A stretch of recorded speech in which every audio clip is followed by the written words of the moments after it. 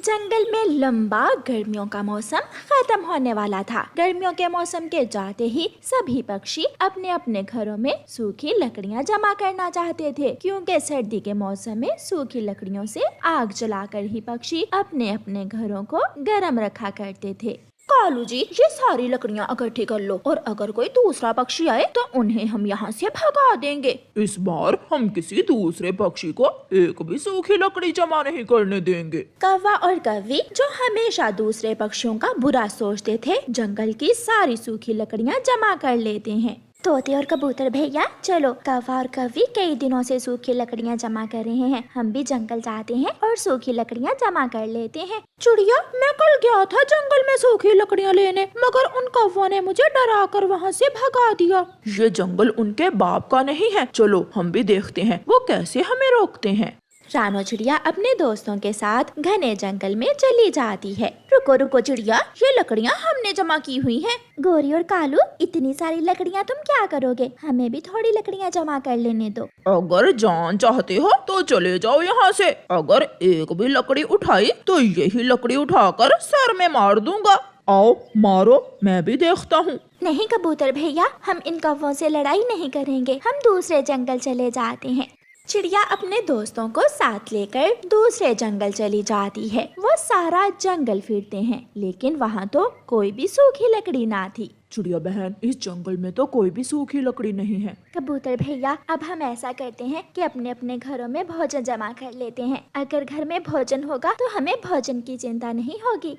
फिर वो सब लकड़ियाँ छोड़कर भोजन जमा करने लगते हैं। वो मैदान में जाते हैं, वहाँ चावल के पौधे थे। चिड़िया, कबूतर और तोता उस दिन सारे चावल के पौधों से चावल तोड़ तोड़ कर अपने अपने घरों को ले जाते हैं।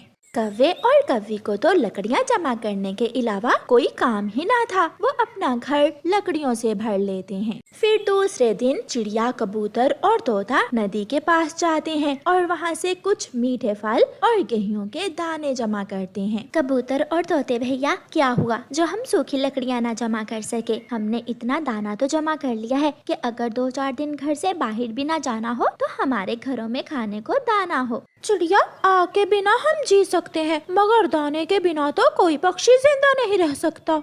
ऐसे ही कुछ दिन गुजर जाते हैं और फिर जंगल में सर्दी बढ़ने के साथ साथ बारिश भी शुरू हो जाती है। कौवे और कौवी के घर में तो लकड़ियों के सिवा कुछ भी ना था, एक दाना भी घर में नहीं था। गोरी, हमने तो सारा वक्त लकड़ियाँ जमा करने में ही जाया कर दिया और घर में खाने को कुछ भी नहीं है। कालू, मुझे तो बहुत भूख लगी हुई है, इन लकड़ियों को खाकर तो हम जिंदा नहीं रह सकते, अब हम क्या करेंगे? कौवा तेज बारिश में अपने घर से निकलता है और तोते के घर जाता है। तोते तोते, दरवाजा खोलो, मेरे दोस्त प्लीज मुझे 2-4 दाने दे दो। भाग जाओ यहाँ से, जाकर वो लकड़ियाँ खाओ जिन्हें जमा करने से तुम हमें रोक रहे थे। लालची कौवे, चले जाओ यहाँ से। कौवा वहाँ से चला जाता है। कबूतर तो कौवे की बात भी नहीं सुनता। दुष्ट कौवे, अगर दोबारा मेरे दरवाजे पर दस्तक दी तो मैं डंडे से मारूंगा। ना ना कबूतर, मुझे मत मारना, मैं तो गोरी के लिए दाना लेने आया था। फिर थक हार कर कौवा चिड़िया के घर जाता है और खिड़की से चिड़िया को आवाज देता है। चिड़िया चिड़िया, मेरी बहन चिड़िया, दरवाजा खोल दो, मुझे भूख लगी है, मुझे दाना दे दो। दुष्ट कौवे, काले कौवे, मैं ऐसे दरवाजा नहीं खोलूंगी और ना ही तुझे दाना दूंगी। पहले मेरे लिए एक गठरी सूखी लकड़ियों की लेकर आओ, फिर मिलेगा तुझे दाना। मैं अभी जाता हूँ चिड़िया, मैं अभी जाता हूँ और घर से लकड़ियाँ लेकर आता हूँ। फिर कौवा तेज बारिश में वापस घर जाता है और एक गठरी लकड़ियों की लेकर आता है।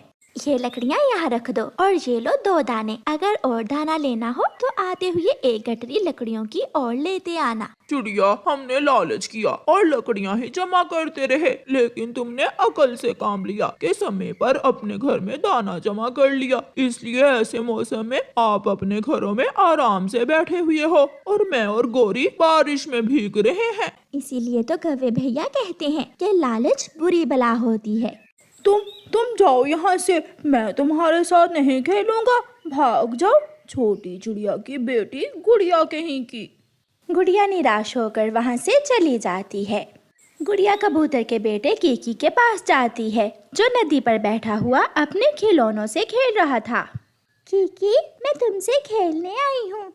नहीं नहीं, मैं नहीं खेलूंगा तुम्हारे साथ। तुम्हारे पापा नहीं है और तुम्हारे पास चीज खाने के पैसे भी नहीं होते। जाओ, तुम यहाँ से चली जाओ। गुड़िया वहाँ से भी चली जाती है। छोटा मिट्ठू भी आज चिड़िया से कहता है, गुड़िया, तुमसे कोई नहीं खेलता, इसलिए मैं भी तुमसे नहीं खेलूंगा। मेरे दोस्त कीकी और जग्गू हैं। गुड़िया दूर पहाड़ों पर जाती है और झरने के पास बैठकर रोने लग जाती है। पापा, पापा, आप मुझे क्यों छोड़कर चले गए? मेरे पास पैसे नहीं हैं। मेरे पास चीज लेने के पैसे नहीं हैं, इसलिए कोई भी मेरे साथ नहीं खेलता। छोटी गुड़िया को रोता हुआ देखकर नन्ही परी वहाँ आ जाती है। चुप कर जाओ गुड़िया, मैं हूँ ना। जिस बच्चे का कोई नहीं होता, मैं खेलती हूँ उसके साथ। मैं करूँगी तुमसे दोस्ती। ये सुनकर गुड़िया खुश हो जाती है। क्या तुम्हारे पास खिलौने हैं? ढेर सारे खिलौने हैं मेरे घर में, तुम मेरे साथ चलो। फिर नन्ही परी अपने दोस्त बादल को बुलाती है और गुड़िया बादल पर बैठ जाती है। नन्ही परी गुड़िया को साथ लेकर अपने घर पहुंच जाती है। नन्ही परी के घर के हर तरफ फलदार पेड़ ही पेड़ थे, जिन पर पके हुए तरह तरह के फल लगे हुए थे। गुड़िया सहेली, तुम इन फलों में से कोई भी फल खा सकती हो। गुड़िया जी भर के आम खाती है और फिर नन्ही परी के खिलौनों से खेलती है। नन्ही परी गुड़िया को झूला देती है और एक गाड़ी पर बिठाकर अपने जंगल की सैर करवाती है। ये सब मुझे बहुत अच्छा लग रहा है। ऐसा लग रहा है जैसे कोई सपना हो। गुड़िया, तुम मेरे साथ खेलने हर रोज आ सकती हो। शाम होते ही गुड़िया अपने घर चली जाती है। दूसरे दिन जग्गू कौवा गुड़िया से कहता है, गुड़िया गुड़िया, क्या तुम मेरे साथ झूला लेने जाओगी? नहीं, मैं तो अपनी दोस्त नन्ही परी से खेलने जा रही हूँ। ये सुनकर जग्गू खुश हो जाता है। गुड़िया गुड़िया, मुझे भी साथ ले जाओ। मगर वहाँ जाकर कोई शरारत ना करना, मेरी दोस्त नन्ही परी गुस्सा हो जाएगी। फिर गुड़िया जग्गू को भी साथ ले लेती है। झरने पर नन्ही परी आ जाती है। गुड़िया, ये कौवा कौन है? मेरी दोस्त, ये वही कौवा है जो मुझे अपने साथ खेलने नहीं देता था, मगर मैं इसे अपने साथ खेलने ले आई हूँ। कौवे, सब बच्चे एक जैसे होते हैं, अमीर और गरीब में कभी फर्क नहीं करते। फिर नन्ही परी अपने दोस्त बादल को बुलाती है और जग्गू और गुड़िया बादल पर बैठ जाते हैं, जो तेजी से आगे बढ़ता हुआ जग्गू और गुड़िया को नन्ही परी के जंगल में पहुंचा देता है। वाह, ये सब तो बहुत अच्छा है। ये जंगल हमारे जंगल से ज्यादा सुंदर है। जग्गू, तुम यहाँ से कोई भी फल खा सकते हो। जग्गू तो इतने सारे फल देखकर पागल हो जाता है।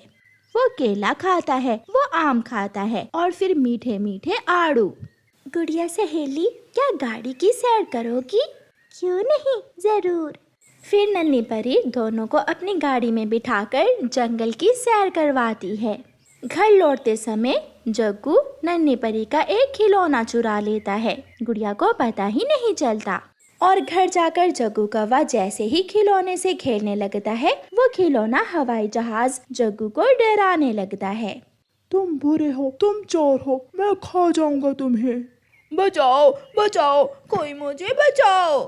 जग्गू वो खिलौना हवाई जहाज घर से बाहर फेंक देता है, मगर वो जहाज फिर से जग्गू के पास आ जाता है।